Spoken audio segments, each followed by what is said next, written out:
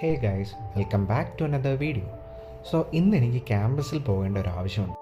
നമ്മളിവിടെ സ്വീഡനിൽ വന്നിട്ട് നമ്മുടെ പാസ്പോർട്ടും കൊണ്ട് ക്യാമ്പസിൽ പോകണം.